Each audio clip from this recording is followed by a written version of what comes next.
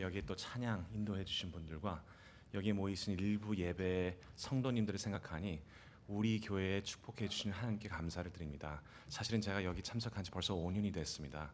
그럴 때 이 변화가 너무 많은데 제가 따라가지를 못하겠네요. 근데 그 모든 것들이 하나님께서 인도해 주심으로 저희가 믿고 감사를 드립니다. 먼저 기도로서 시작하겠습니다. 하나님 감사합니다. 저에게 구원의 특권을 주시고 이 자리로 인도해 주심을 감사드립니다. 말씀 속에 저의 눈을 열어 주시사 하나님을 우러러 바라볼 수 있도록 인도하여 주시며 저의 귀를 열어 주시사 하나님의 음성을 직접 듣고 마음의 문을 열어 주시사 하나님의 말씀을 받아들이고 우리 삶 속에 적용할 수 있도록 인도하여 주시옵소서. 모든 것을 감사드리오며 예수님의 이름으로 기도합니다. 아멘. 어렸을 때 쓸데없는 생각을 많이 했던 것 같습니다. 제가 원래부터 눈이 안 좋았기 때문에 제가 어느 정도 자라면서 걱정을 많이 했던 것 같습니다. 내가 장님이 되면 어떻게 될까? 그래서 한번 의사 선생님한테 여쭤본 적이 있습니다. 그 의사 선생님, 제가 장님이 될 건가요? 아마 4학년 때인가 5학년 때 여쭤본 것 같습니다. 그럴 때 의사 선생님이 얘기하신 게 그럴 수는 없을 것이라고 말씀해 주셨을 때 제가 믿지를 못했던 것 같아요. 그 다음부터 언제나 상상하기에 내가 눈을 잃으면 어떻게 살 것인가 생각을 하며 준비하는 과정이 있었습니다. 이 눈이 먼다는 게 다른 우리 몸의 부분보다 눈이 멀게 되면 얼마나 어려울까 하는 생각을 자주 하게 됩니다. 근데 여러분들 오늘 본문을 보시게 된다면 여기에서 눈이 멀게 된 사건이 두 번이 나옵니다. 이 두 번이 나올 때 두 번 다 엘리사 선지자로서 먼 사람들이 눈을 뜨게 됩니다. 눈을 뜨게 되었을 때 이 두 사건 속에 하나님이 어떤 분이신지를 저희가 그 사건 속에서 찾아보며 먼저 눈이 멀었던 사람들이 보게 되는 모습을 이 본문 속에서 볼 수 있습니다. 이 눈이 뜬 사람들은 하나님에 대해서 두 가지를 배우게 되는데요. 하나는 하나님은 용사이신 하나님이라는 걸 보게 됩니다. 두 번째로서는 하나님은 자비하신 용사라는 것을 느끼게 되고 체험하게 되는 모습을 저희가 보게 됩니다. 이 스토리를 잘 아실 거라고 저는 생각이 됩니다. 엘리사와 특별히 이스라엘 백성들과 아람 왕국은 유명한 스토리 중에 하나입니다. 엘리사는 끝까지 하나님을 의지하고 믿었던 엘리야의 제자로서 그의 스승이 하늘로 올라가기 직전에 갑절의 성령의 능력을 요구했던 이스라엘 왕국의 선지자 중에 한 사람이었습니다. 아람 왕국은 엘리사가 살던 때 이스라엘의 적군이었으며 특별히 아람 왕국과 자주 싸우는 모습을 저희가 볼 수 있습니다. 아람 왕국이 이스라엘보다 더욱 발달된 나라이며 월등한 군사와 무기가 있었음에도 불구하고 이스라엘을 이기지 못하는 것을 저희가 봅니다. 이 오늘 본문의 말씀은 그 이유를 말씀해 주십니다. 하나님의 사람이라고 불린 엘리사 선지자 때문이라고 말씀합니다. 여기 9절부터 10절의 말씀이 이렇게 나와 있죠. 하나님의 사람이 이스라엘 왕에게 보내 이르되 왕은 삼가 아무 곳으로 지나가지 마소서 아람 사람이 그곳으로 나오나이다 하는지라. 이스라엘 왕이 하나님의 사람이 자기에게 말하여 경계한 곳으로 사람을 보내 방비하기가 한두 번이 아닌지라. 하도 지다 보니까 아람 왕은 적군의 간첩이 있는 것으로 추측하고 하인들을 불러서 질문을 하게 됩니다. 우리 중에 누가 이스라엘 왕과 내통하는 것을 내게 말하지 아니하느냐라고 11절의 말씀이 나옵니다. 그의 사람의 답이 12절에 나올 때 오직 이스라엘 선지자 엘리사가 왕이 침실에서 하신 말씀을 이스라엘 왕에게 고하나이다 하는지라라는 말씀을 저희가 보게 될 때 분명히 하나님께서 보여주시는 이스라엘 백성을 보호해 주시는 모습을 엘리사 선지자를 통하여서 저희가 느낄 수 있고 체험할 수 있습니다. 엘리사를 잡으면 되겠다고 결론을 지은 이 아람 왕은 많은 군사, 영어로서 a great army를 보냈다고 얘기합니다. 많은 군사를 보내 엘리사가 사는 도시를 체포하기 위하여서 그 돌라쓰는 모습을 저희가 볼 때 아침에 맡은 일을 하기 위해 나온 하인이 엘리사의 종은 둘러싼 군사들을 보고 외칩니다. 내 주여 내 주여 우리가 어찌하리이까 라고 물어봅니다. 내 주여 우리가 어찌하리이까. 놀랐을 겁니다. 아마 우리가 이제부터는 어떻게 살 것인가 하는 생각도 했을 겁니다. 우리는 분명히 이젠 죽었다고 추측했던 것 같습니다. 침착하게 엘리사는 그의 종에게 명합니다. 두려워하지 말라. 우리가 함께한 자가 그들과 함께한 자보다 많으니라 라고 말씀합니다. 아마 그 종은 이해를 못했을 겁니다. 왜 나의 엘리사가 이런 얘기를 할까 아마 의아하게 생각했을지 모르겠습니다. 이럴 때 엘리사는 기도하는 모습을 저희가 볼 때 하나님 앞에 청하기를 그의 눈을 열어서 보게 하옵소서라고 기도합니다. 사실은 이 하인은 눈이 먼 사람은 아니었거든요. 육적인 문제가 있었던 사람은 아니었습니다. 건강한 사람이었고 분명히 적군이 앞에 있는 것을 올바르게 본 사람이었습니다. 그럼에도 불구하고 분명히 엘리사는 이 종이 눈이 먼 사람이라고 결론을 지어줍니다. 엘리사의 종은 상황 파악을 잘못했다는 것을 저희가 봅니다.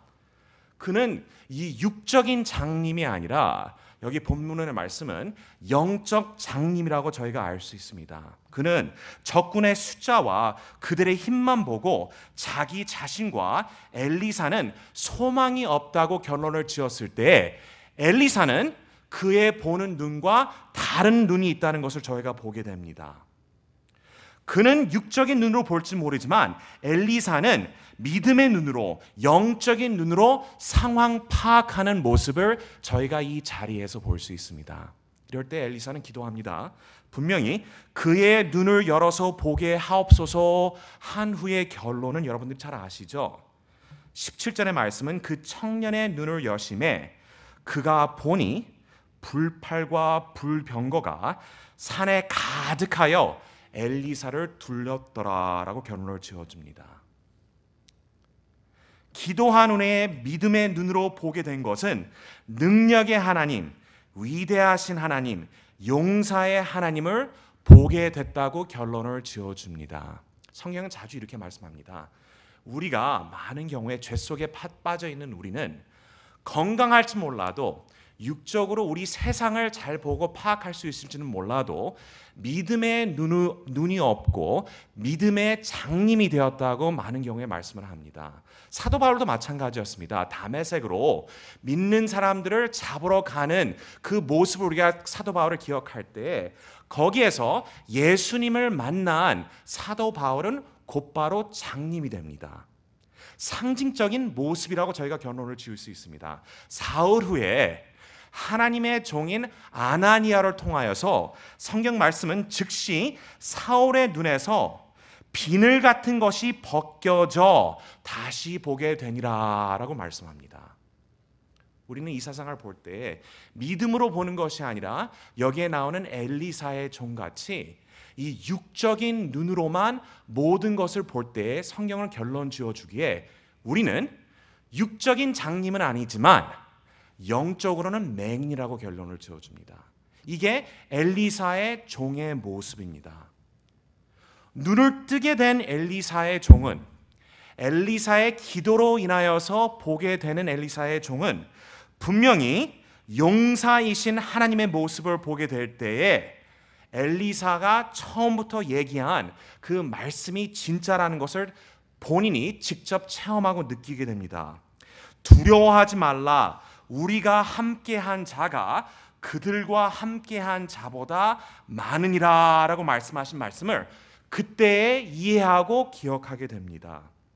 여러분들 사도 바울의 말씀을 기억하시죠? 로마서 8장의 말씀을 저희가 빌려서 보게 된다면 죽기 바로 직전에 사도 바울에게 이런 말씀을 주십니다. 만일 하나님이 우리를 위하시면 누가 우리를 대적하리요? 누가 우리를 그리스도의 사랑에서 끊으리요? 환난이나 곤고나 박해나 기근이나 적신이나 위험이나 칼이랴. 그러나 이 모든 일에 우리를 사랑하시는 이로 말미암아 우리가 넉넉히 이기느니라 라고 말씀합니다. 용사이신 위대하신 힘이 넘치는 능력의 하나님을 우리가 믿어야 된다고 가르쳐 주시는 모습입니다. 용사이신 하나님, 그게 출애굽기 15장에 나오는 말씀이시거든요. 하나님은 용사시니. 우리가 자주 잊어버릴 때가 있습니다. 육적인 눈으로 모든 상황을 파악할 때 우리의 힘으로 모든 것을 살아간다고 착각할 때가 있습니다. 하나님이 없는 곳이 있다고 믿을 때가 있습니다. 하나님께서도 분명히 이 일을 감당하시지 못하실 거라고 우리가 생각할 때가 있습니다. 그러나 분명히 성경에서 말씀해 주시기에는 모든 일을 하나님께서 책임지시고 용사로서 승리로 이끌어 주신다고 가르쳐 주십니다. 여러분들 잘 아시죠? 출애굽기 17장의 말씀을 기억해 봅니다. 무기와 병기, 전략, 군사들의 숫자에 대한 초점을 두지 않고 이스라엘 백성들이 아멜렉 백성들과 싸울 때 분명히 그 본문의 말씀은 군사들에게 초점을 두는 것이 아니라 모세가 산 위에서 기도하는 모습을 보여줬습니다. 모세가 손을 들어서 기도를 할 때 이스라엘 백성들은 이기고 있었고, 모세가 벌써 100세가 가까이 되어서 지칠 때에 팔을 내려놓을 때에 이스라엘 백성들은 지는 모습을 보고 나서 옆에 있던 젊은 친구 두 사람이 아론과 훌이 옆에서 팔을 하나씩 들어서 올려주는 모습을 보게 됩니다. 나중에 이스라엘 백성들이 어떻게 되었죠? 승리하게 되었습니다. 이럴 때 출애굽기 17장 16절의 말씀은 이런 결론을 지어줍니다. 여호와가 싸우리라. 이스라엘 백성들이 싸우는 것이 아니라 우리가 착각하기에는 우리가 모든 것을 책임지고 그 앞으로 나아간다고 생각할 수 있을지 몰라도 분명히 성경의 결론은 하나님께서 직접 이스라엘 백성들을 대하여 싸우신다고 말씀해 주십니다. 여러분들 기억하시죠? 여호수아 5장을 보게 되면 언약의 땅에 들어가기 위하여서 여리고 성을 앞에 쓰게 된 이스라엘 백성들의 역사를 잘 아실 겁니다. 하나님께서 그 전략이 무슨 전략인지 아시죠? 6일 동안 여리고 성을 돌고 일곱 번째 날에는 성을 7번 돌고 나팔을 불며 크게 소리를 지르라고 말했습니다. 제가 군인이었으면 이게 무슨 작전인가 아마 생각을 했을지 모르겠습니다. 그럼에도 불구하고 6일 동안 한 번씩 돌고 7일째 되는 날에 7번 돌고 나팔을 불며 소리 질렀을 때 여러분들 어떻게 되는지 잘 아시죠? 여리고성이 무너졌습니다. 그 결론이 6장 2절에 나옵니다. 보라, 내가 여리고와 그 왕과 용사들을 내 손에 주었으니 라고 말씀합니다. 그들이 싸웠다고 얘기하지 않습니다. 이스라엘 백성들이 힘이 좋아서 이렇게 됐지 않았다고 얘기합니다. 숫자가 많아서 승리를 얻은 것이 아닙니다. 분명히 이스라엘 백성들은 하나님을 의지하고 하나님께서 그들을 승리로 이끌어 주셨으며 적을 넘겨 주셨다고 말씀과 결론을 지어 주십니다. 사사기 7장 말씀 아시죠? 기드온과 미디안 백성들을 대하여 싸우게 된 이스라엘 백성들은 32,000명의 젊은 싸울 수 있는 군인들이 모였을 때 하나님께서는 너무 많다고 말씀하십니다. 두려운 자들은 집으로 보내라고 말씀할 때 22,000명이 집으로 다시 돌아갑니다. 아마 저도 그 숫자 속에 포함이 되지 않았을까 생각이 됩니다. 이 10,000명이 남았을 때 그 숫자도 모자랄 텐데 하나님께서는 10,000명도 너무 많다고 결론을 지어주십니다. 물가에 가서 그들이 어떻게 물을 마시는 모습을 보라고 얘기하고 나서는 물 마시는 모습으로 인하여서 나중에는 300명만 뽑으십니다. 특공대나 마찬가지입니다. 그리고 이 300명을 데리고 하나님께서는 준비시켜 주실 때 그 하나님께서 베풀어 주시는 무기는 나팔과 빈 항아리와 그리고 횃불이었습니다. 아마 지금까지 두려움이 없다 하더라도 이맘때쯤 됐을 때는 집에 가고 싶은 마음이 넘치지 않았을까 저는 생각이 됩니다. 이럼에도 불구하고 결론은 여러분들이 잘 아십니다. 기드온이 이스라엘 백성들을 인도하여 미디안 백성들을 이기는 모습을 저희가 보게 될 때 7장 2절의 결론은 이렇게 말씀해 주십니다.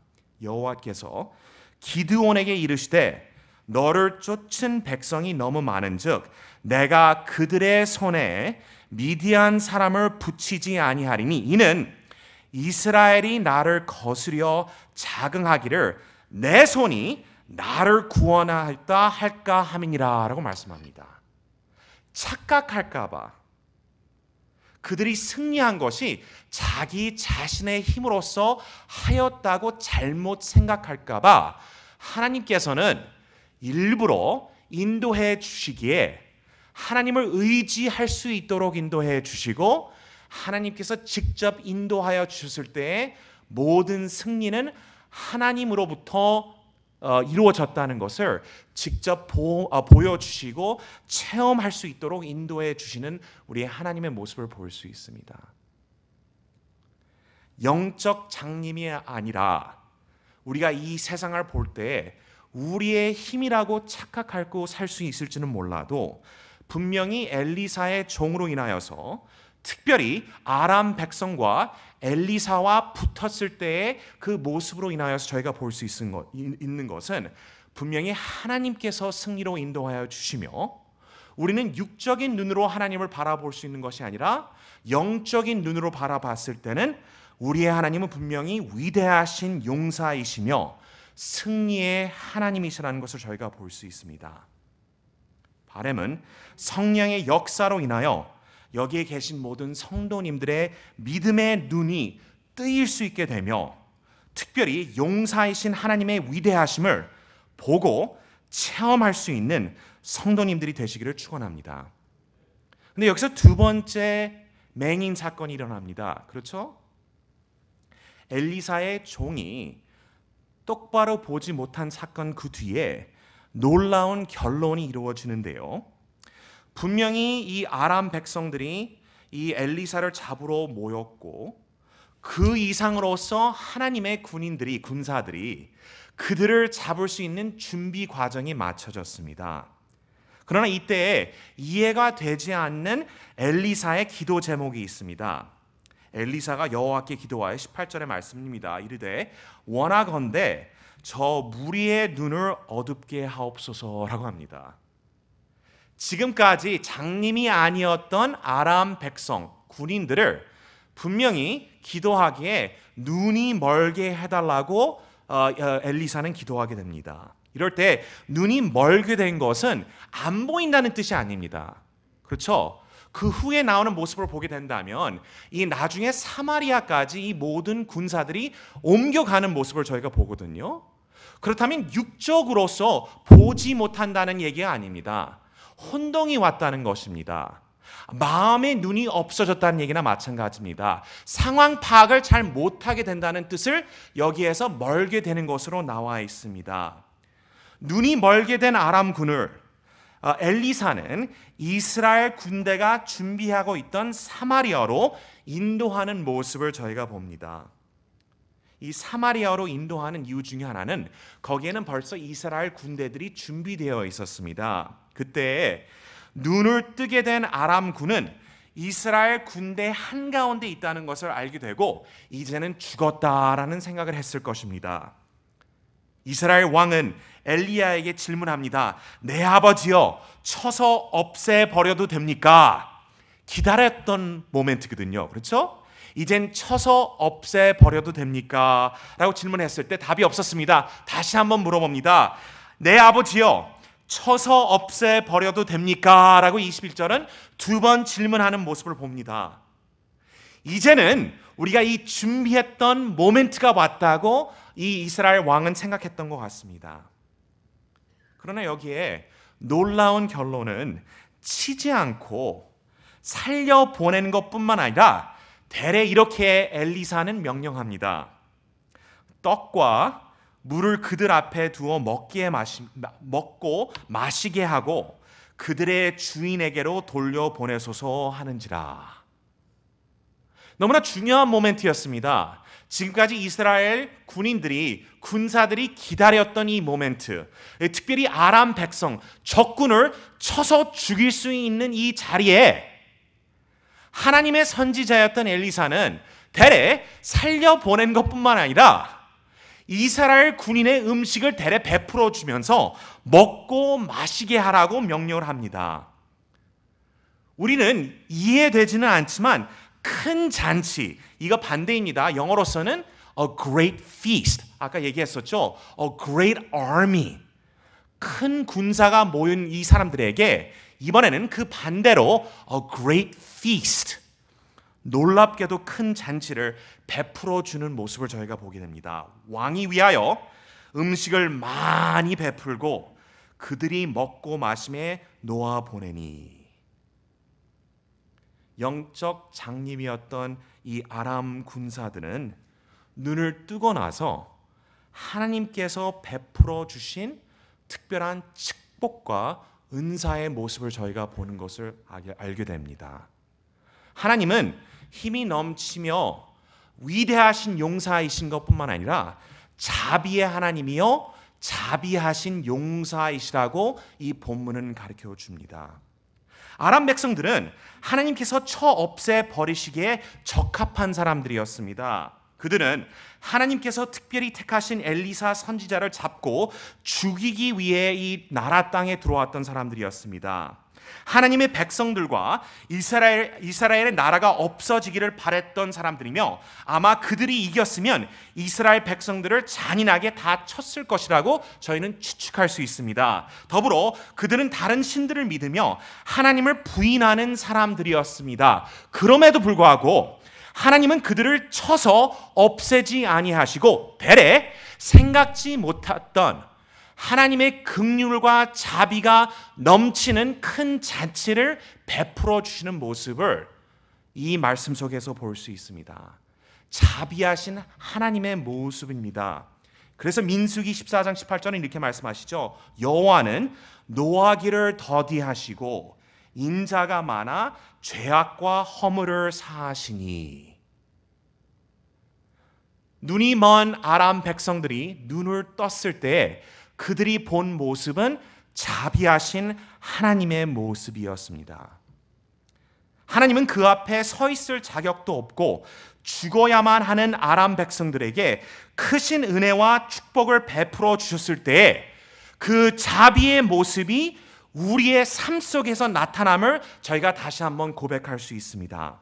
사실 이것이 굿뉴스라고 얘기하는 복음의 모습이나 마찬가지입니다.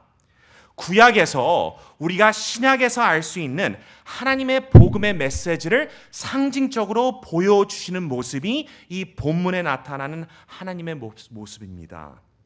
아람 백성과 같이 우리는 죄 속에 빠졌던 사람들입니다. 의인은 없나니 하나도 없으며 라고 사도 바울은 고백합니다.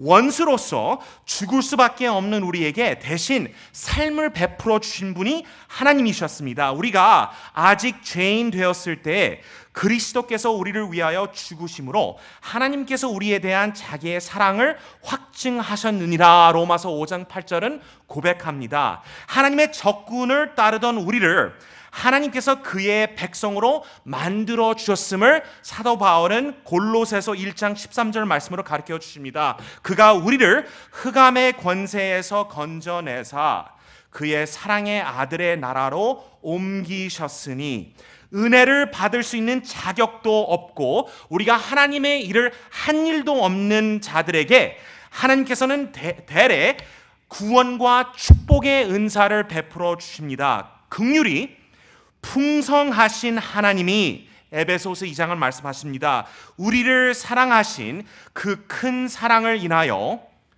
허물로 죽은 우리를 그리스도와 함께 살리셨고 라고 말씀합니다. 아람 백성에게 보여주신 자비의 하나님의 모습이 그의 아들 예수 그리스도의 죽음과 부활함으로 인하여서 우리에게 베풀어 주신 자비의 은혜와 사랑의 모습입니다. 이게 굿 뉴스입니다. 죽었어야 될 아람 백성을 살려주신 하나님께서는 죽었어야 될 우리를 그의 아들로 인하여서 구원해 주십니다. 그리고 우리를 초청해 주십니다. 여기에 나오는 이 제가 너무나 좋아하는 먹는 신학을 저희가 볼 수 있습니다. 그렇죠? 식탁 신학이라고 저희가 명칭을 붙여서 얘기한다면 하나님께서는 아람 군사들을 빈속으로 보내시는 것이 아니라 배가 차고 넘치게 한 후에 보내십니다. 먹고 마시게 한 후에. 이게 사실은 1세와 2세의 다른 점 중에 하나라고 저희가 볼 수 있죠. 2세들이 저희가 카운슬링 할 때 많은 경우에 얘기하는 것 중에 하나가 저희의 1세 아버님 어머님들은 자기들에게 I love you라는 얘기를 자주 안 한대요. 근데 텔레비전에 너무나 자주 나오니까 그걸 기대하는 것 같습니다. I love you를 했으면 좋겠는데 전혀 한 번도 그렇게 얘기한 적이 없대요. 그리고 여기 미국 사람들은 사실은 껴안는 걸 너무 좋아하잖아요. 포옹을 해주는데 자기는 포옹을 해준 적이 없다는 얘기를 하고 고백할 때 눈물을 흘리면서 이 세대는 고백합니다. 사랑의 표현이 너무나 없다고. 그러면 제가 질문합니다. 너의 어머님이 너한테 이렇게 질문한 적 있냐고. 아침 먹었니? 너 뭐 먹었니? 배고프니? 음식 준비해 줄까? 사실은 그 표현이 다른 것뿐이지 사실 같은 의미를 가지고 있는 얘기거든요. 그렇죠? 먹을 것이 부족할 때 자란 분들이 먹을 것이 충분하도록 준비해 주시는 모습이 그들의 사랑의 표현이 아닌가 생각이 됩니다. 이것이 사실은 우리가 잘 이해할 수 있도록 하나님께서 보여주시는 사랑과 구원의 모습입니다. 아람 군사들한테 너희들 배고프지? 내가 음식 줄게 하십니다. 이게 참 우리가 구약에 나오는 하나님의 구원의 놀라운 이미지 중에 하나인데요. 시편 28편에 이렇게 말씀이 나옵니다. 주께서 내 원수의 목적에서 내게 상을 차려주시니 라고 말씀합니다. 상을 차려주시니 기름을 내 머리에 부으셨으니 내 마시는 잔이 넘치나이다. 여러분들 누가복음 15장의 말씀을 아시죠? 이 탕자가 다시 집에 돌아왔을 때 이 비유 속에 아들을 되찾은 아버지의 모습, 그리고 그 하신 일을 기억하시죠? 아버지는 종들에게 이르되 제일 좋은 옷을 내어다가 입히고 손에 가락지를 끼우고 발에 신을 신기라. 그리고 살찐 송아지를 끌어다가 잡으라. 우리가 먹고 즐기자. 이 내 아들은 죽었다가 다시 살아났으며 내가 잃었다가 다시 얻었노라 하니리. 잔치 모습이었습니다. 큰 상을 차려주셨습니다. 이것이 천국의 모습이요 구원의 모습입니다. 한때 눈이 멀었던 아람 군사들, 그리고 한때 죄 속에 빠져 있으며 흑암과 어둠 속에 있던, 그리고 영적인 눈이 갇혔던 우리들은 하나님의 아들 예수 그리스도로 인하여서 이 구원을 체험하게 될 때 이 구원의 역사는 하나님의 큰 상, 이 넘치는 식탁의 준비, 우리가 먹고 마시며 배가 터질도록 하나님 앞에서 즐기는 모습이라고 여기에서 보여주십니다. 하나님은 위대하신 용사인 것뿐만이 아니라 자비의 용사이십니다. 긍휼과 자비가 넘치는 우리의 아버지이십니다. 죄 속에 빠진 우리를 향한 하나님의 은혜와 사랑을 베푸시는 우리의 하나님, 영적의 눈을 우리 속에 열어주시사 우리가 이 자비의 하나님을 직접 보고 체험하며 그 속에 찬양과 감사가 넘치는 우리 성도님들이 되시기를 기도합니다. 예수님은 그의 사역 시작하실 때 누가복음에 이런 말씀을 하시고 시작하셨습니다. 주의 성령이 내게 임하셨으니 이는 가난한 자에게 복음을 전하게 하시려고 내게 기름을 부으시고 나를 보내사 포로된 자에게 자유를, 눈먼 자에게 다시 보게 함을 전파하며. 성도님 여러분들, 우리가 이 삶을 살아갈 때 우리의 힘으로 사는 것이라고 우리가 착각하지 말고 기도하기에 우리의 믿음의 눈을 열어주시사 매일매일 하나님을 볼 수 있고 체험할 수 있도록 하나님께 기도하며 의지하는 성도님들이 되시기를 바랍니다. 바라옵기는 우리가 우리 자신의 구원된 모습을 보고 예수 그리스도의 피와 희생을 생각할 때에 우리의 믿음의 눈을 열어 주시사 근심과 걱정 대신에 찬양과 찬송이 넘치는 우리의 성도님들이 되시기를 기도합니다. 기도하겠습니다. 하나님